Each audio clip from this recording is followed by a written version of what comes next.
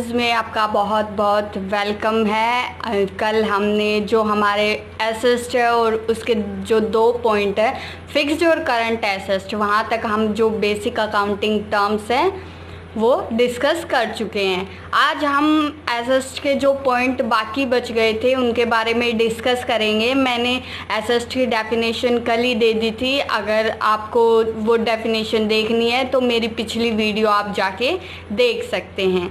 मैंने जो 2 पॉइंट कल करवाए थे वो आज मैंने फिर से ले लिए ताकि आज आपको अच्छी तरह से रिवाइज हो जाए। वीडियो को स्टार्ट करने से पहले मेरी वीडियो को लाइक ज़रूर कर दे और साथ ही अपने फ्रेंड्स को भी शेयर कर दे। अब हम डिस्कस करेंगे जो हमारा एसेस्ट का फर्स्ट पॉइंट था, फिक्स्ड एसेस्ट, कि फिक्स्ड एसेस्ट होती क्या है। Continued use in business for producing goods, किसी भी सामान को बनाने के लिए continued use in business for producing goods. इसका पर्पज़ क्या होता है कि हम जो अपने बिजनेस में कोई भी सामान लगातार बनता रहता है, लगातार सामान को बनाने के लिए जिन एसेस्ट का यूज़ करते हैं वो हमारी फिक्स्ड एसेस्ट होती है। ये जो एसेस्ट होती है, जो जब हम इन्हें एक बार ख़रीद लेते हैं तो इन्हें वापस बेचा नहीं जाता। ये फिक्स्ड एसेस्ट क्या होती है, हमारे बिजनेस में लॉन्ग टर्म के लिए होती है। अगर हमने इसे एक बार ख़रीद लिया तो ये लंबे समय तक हमारे बिजनेस में बनी रहती है। फॉर एग्ज़ाम्पल के लिए जो हमारी लैंड है, अगर हम अपना बिज़नेस सेटअप करना चाहते हैं तो हमने कोई भी ज़मीन खरीदी, अब ये तो है नहीं कि हम उस ज़मीन को ख़रीदते ही किसी और को बेच देंगे, क्योंकि हमें वो एक लॉन्ग टर्म के लिए ली है, हमारा बिज़नेस सेटअप करने के लिए ली है। तो फिक्स्ड एसेस्ट वही एसेस्ट होती है जिन्हें वापस बेचा नहीं जा सकता और एक लंबे समय तक हमारे बिज़नेस में बनी रहती है। उसके बाद है जो हमारी करंट एसेस्ट है, वो asset they are for selling convert into cash within 1 year. ये मैंने थोड़े पॉइंट्स लिखे लेकिन मैं आपको एक्सप्लेन अच्छे से कर दूंगी।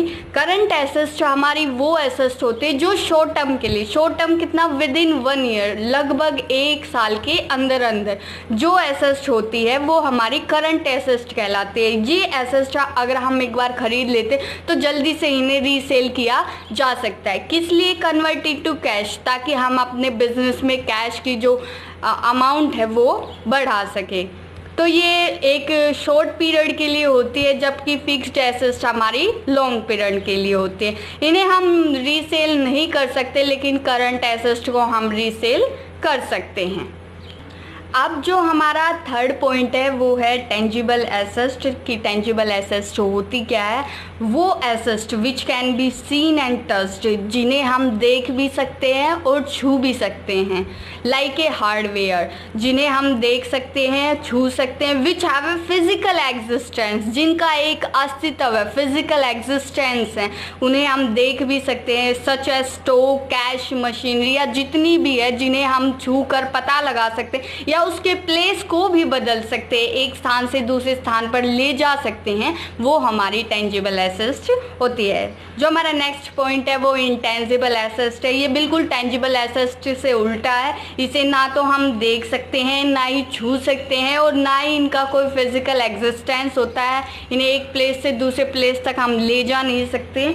तो जो हमारी इंटेंजिबल एसेस्ट है वो हम टेंजिबल एसेस्ट के बिल्कुल अपोजिट है। फॉर एग्जांपल के लिए गुडविल, गुडविल क्या होती है, हमारे जो बिजनेस की रेपुटेशन होती है वो एज ए गुडविल लेते हैं, या हमारा कोई ट्रेडमार्क, ये चीज़ें दिखाई नहीं देती लेकिन एक बिजनेस की गुडविल रेपुटेशन हमेशा होती है, तभी वो बिजनेस आगे जाके चलता है। अब आगे बात करते हैं liquid asset which are in the form of cash. वो एसेस्ट या तो कैश के रूप में हो और क्विकली कन्वर्टेड इनटू कैश, या जल्दी से उसे कैश में बदला जा सके, ऐसी एसेस्ट। लिक्विड एसेस्ट वो एसेस्ट होते हैं जो या तो कैश के रूप में हो या किसी भी चीज़ को क्विकली से, बहुत जल्दी से कैश में कन्वर्ट किया जा सके। जैसे फॉर एग्जांपल के लिए हमारा बिल रिसीवेबल है या कोई भी शॉर्ट टर्म इन्वेस्टमेंट है, हम इन्हें लिक्विड एसेस्ट का एग्जांपल मान सकते हैं। फिर हमारा है फिक्टिशियस और नॉर्मल एसेस्ट। ये एसेस्ट क्या होती है, the asset which cannot be realised in cash. ये एसेस्ट जो हमारी है वो कैश की फॉर्म में नहीं होती लेकिन इनका जो एग्जिस्टेंस है वो हमारे बना रहता है, इसलिए ये नॉर्मल एसेट होते हैं, कैश के रूप में न होते हुए भी जो एग्जिस्टेंस है इनका बना रहता है, इसलिए हम उन एसेट को फिक्टिशियस एसेट में लेते हैं। जो हमारा 8th पॉइंट है वो हमारा है कैपिटल रिसिप्ट। अब कैपिटल रिसिप्ट क्या होती है? ऐसी अमाउंट जो इंक्रीज इन लाइबिलिटीज़, ऐसी जो भी अमाउंट है या कोई भी रिसिप्ट मान लीजिए जिससे हमारी लाइबिलिटीज़ इंक्रीज हो रही है, reduction in value of asset, और हमारे जो एसेट की वैल्यू है वो रिडक्शन मतलब कम हो रही है, लेकिन जो हमारी कैश की मात्रा है वो बढ़ रही है।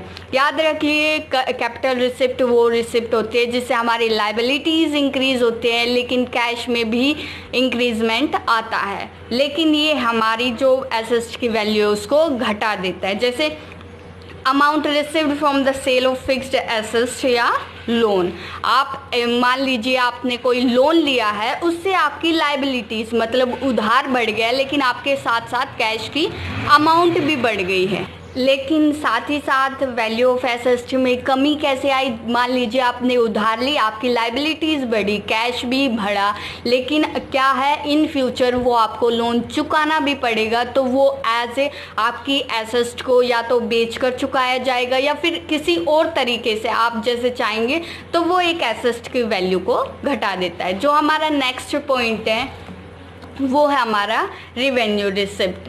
अब रिवेन्यू रिसिप्ट क्या होता है? Money obtained from sale of goods, किसी भी सामान को बेचने से जो हमें पैसा मिल रहा है, ये हमारी ना तो लाइबिलिटीज़ इंक्रीज करता है, ना ही ये हमारे एसेट्स की वैल्यू को कम करता है, ना ही हमारा कोई कैश ऐसा बढ़ाता है। क्योंकि मान लीजिए अगर आपने कोई अपनी सामान बेचा है तो उसके बदले में सामान कम हुआ लेकिन पैसे आ रहे हैं, तो ये ना ही आपको बेनिफिट दे रहा है ना ही आपको लॉस दे रहा है।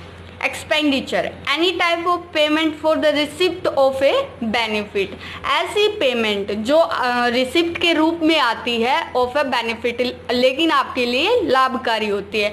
फॉर एग्जांपल के लिए ले लीजिए आपने अपने बिजनेस में किसी भी फर्नीचर को ख़रीदने के लिए पेमेंट कर दी है, वो आपको जो फर्नीचर है मिल गया, लेकिन वो फर्नीचर आपके बिजनेस में एक लॉन्ग टाइम तक बना रहेगा, बहुत लंबे समय तक, ये नहीं कह सकते कि कभी ख़राब ही नहीं होगा, लेकिन ऐसी पेमेंट करके जो रिसिप्ट आपको मिलती है वो आपके लिए बेनिफिशियल होती है। ऐसी चीज़ों को हम एक्सपेंडिचर में लेते हैं। अब एक्सपेंडिचर के 3 टाइप्स हैं, कैपिटल, रिवेन्यू और डेफर्ड। कैपिटल एक्सपेंडिचर क्या होता है? Increasing the value of a fixed asset, ये हमारी जो कोई भी फिक्स्ड एसेट है मतलब लॉन्ग टर्म की जो एसेट है उसकी वैल्यू को इंक्रीज कर देता है। जो मैंने एग्जांपल दिया था, मान लीजिए आपने कोई बिल्डिंग परचेज कर ली, तो ये जो आपकी एसेट्स की वैल्यू कैसे इंक्रीज करेगा? आपने बिल्डिंग खरीदी है, वो बिल्डिंग एक ऐसे टाइम पीरियड तक बनी रहेगी जब तक आप उसे या तो तोड़कर दोबारा बनवाना दे या उस पर कोई आप उसको सुधार भी सकते हैं। तो ऐसी अमाउंट जो किसी चीज़ पर स्पेंड की गई लेकिन आपके लिए बहुत ही बेनिफिशियल है, ये एक लंबे टाइम पीरियड के लिए हमेशा आपके जो बिजनेस है उसमें बनी रहेगी। जो सेकंड है revenue expenditure, the full benefit of which is received during one accounting period. इसमें जो हमारी वैल्यू ऑफ एसेट है वो लॉन्ग टाइम तक बनी रहेगी, लेकिन जो हमारा इसमें रिवेन्यू एक्सपेंडिचर में जो हमारा बेनिफिट है वो 1 अकाउंटिंग पीरियड, आपका अकाउंटिंग पीरियड वो 4 महीने का हो, 6 महीने का हो, 1 साल का हो, जितना भी आपका अकाउंटिंग पीरियड है उसका बेनिफिट आपको उसी में मिल जाता है, आपको लॉन्ग टाइम तक वेट नहीं करना पड़ता। It is not increasing in earning capacity but help in maintaining earning. ये ऐसा है, ये जो एक्सपेंडिचर है ये आपकी अर्निंग कैपेसिटी में तो इंक्रीज नहीं करता है, लेकिन जो आपकी अर्निंग कैपेसिटी है उसको मेंटेन बनाने में बहुत ज़्यादा हेल्प करता है। अब आपको जो कैपिटल एक्सपेंडिचर है या रिवेन्यू एक्सपेंडिचर है इसमें शायद थोड़ा सा कन्फ्यूज़न ना हो जाए, तो मैं आपको 2-3 पॉइंट्स और अच्छे से बता देती हूँ ताकि आपको कोई कन्फ्यूज़न क्रिएट ना हो। जो हमारा कैपिटल एक्सपेंडिचर है वो एक लॉन्ग पीरियड फिक्स एसेट पर खर्च होता है, जबकि जो हमारा रिवेन्यू एक्सपेंडिचर है वो लॉन्ग टाइम पीरियड के लिए नहीं बल्कि जो हमारी day to day activity regular activity होती है उसके लिए जो हमारे रिवेन्यू एक्सपेंडिचर है वो खर्च होता है। और जो हमारा कैपिटल एक्सपेंडिचर है वो हमारी अर्निंग कैपेसिटी को इंक्रीज़ करता है, लेकिन जो हमारा रेवेन्यू एक्सपेंडिचर है वो हमारी अर्निंग कैपेसिटी को इंक्रीज़ नहीं करता है बल्कि उसे सिर्फ मेंटेन करता है। मान लीजिए आपने कोई एसेट खरीदी है, जैसे लैंड खरीद ली, तो वो कैपिटल एक्सपेंडिचर का एग्जाम्पल है, लेकिन वो लैंड ख़राब होने की वजह से या जो कुछ भी है आप उसको सुधरवा रहे हैं, कुछ ऐसा काम करवा रहे हैं, तो वो हमारा रेवेन्यू एक्सपेंडिचर है। या आपने कोई मशीन खरीद ली तो वो machine as a capital expenditure होगी, लेकिन उस मशीन के ख़राब होने की वजह से जो आपको डे टू डे अमाउंट खर्च करनी पड़ रही है वो आपका रेवेन्यू एक्सपेंडिचर है। आई थिंक तो आपको समझ में आ गया। ये लॉन्ग टाइम पीरियड के लिए, ये डे टू डे जो हमारी एक्टिविटी होती है उसके लिए। जो हमारा नेक्स्ट पॉइंट है deferred revenue expenditure. It is beneficial or revenue in nature, but the benefit is derived over a number of years. ये एक्सपेंडिचर वो एक्सपेंडिचर होता है जो आपके लिए बेनिफिट तो है, लेकिन इसका बेनिफिट आपको अचानक नहीं मिलता।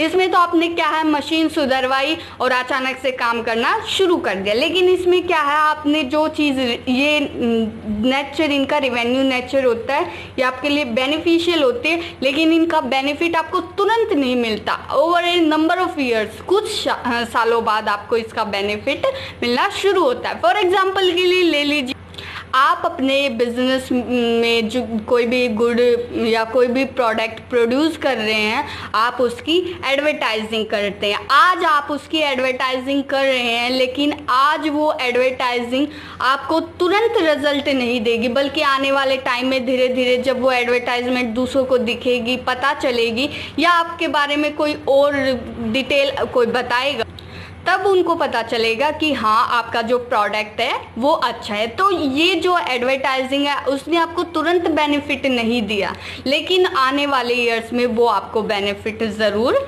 देगी। जो हमारा लास्ट पॉइंट है आज के लिए बस इतना ही करते हैं, जो आगे आने वाले पॉइंट है मैं आज कल डिस्कस करूँगी। जो हमारा लास्ट पॉइंट है एक्सपेंसेस। आई थिंक तो खर्चे तो सभी को पता होंगे, किसी भी सामान या सेवा को बनाने के लिए या बेचने के लिए जो कॉस्ट, जो पैसे आप खर्च करते हैं वो हमारे एक्सपेंसेस होते हैं, such as rent, commission, salary. ये हमारे जो खर्चे इनके अलावा आपको पता होगा खर्चे, इसका मतलब ये है कि हम अपने बिजनेस में किसी भी सामान या सेवा को बनाने के लिए, बेचने के लिए जो कीमत हम अदा करते हैं वो हमारा एक्सपेंसेस है, such as rent, commission, salary. आज के लिए फ्रेंड्स इतना ही। थैंक यू सो मच मेरी वीडियो को देखने के लिए। जाते जाते मेरी वीडियो को लाइक ज़रूर करते जाए और साथ ही चैनल को सब्सक्राइब कर दे ताकि आप मेरी आगे आने वाली वीडियो सबसे पहले देख सके। Thank you so much.